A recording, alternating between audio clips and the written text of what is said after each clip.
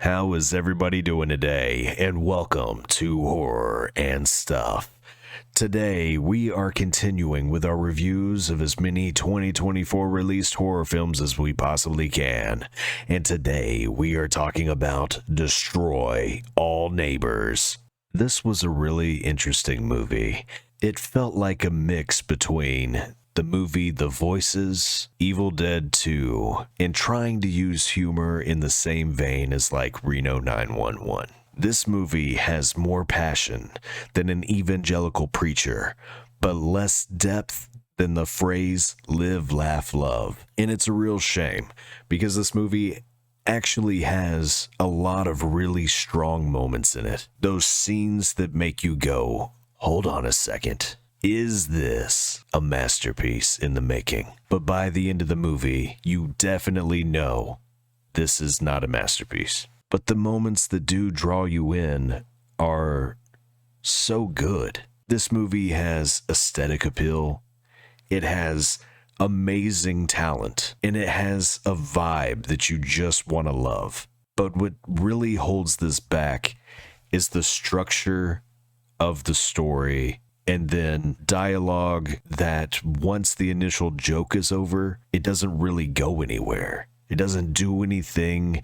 It does establish the plot. Don't get me wrong. But what it doesn't do is take those dead moments, those small moments, and do anything special with that. It's just like, here's a joke, and then it's like, here's dialogue to further the plot, but that dialogue is going to be bare bones and basic. There are going to be people that absolutely love the humor in this movie.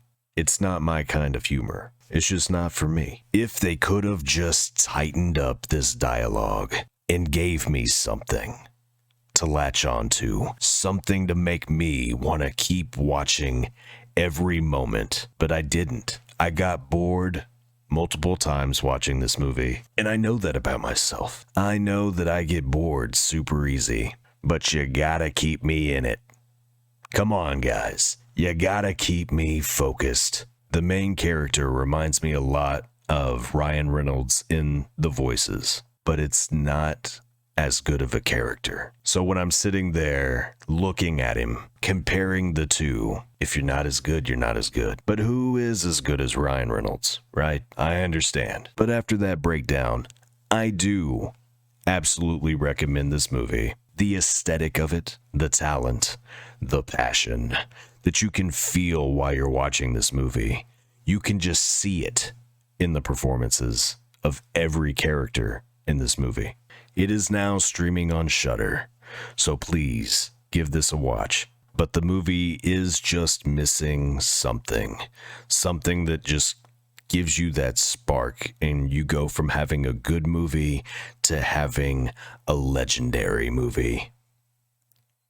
This movie was almost legendary, and it breaks my heart. But at the end of the day, I'm going to give this a 7 out of 10. And that's my review, guys. If you enjoyed this, please leave a like and subscribe.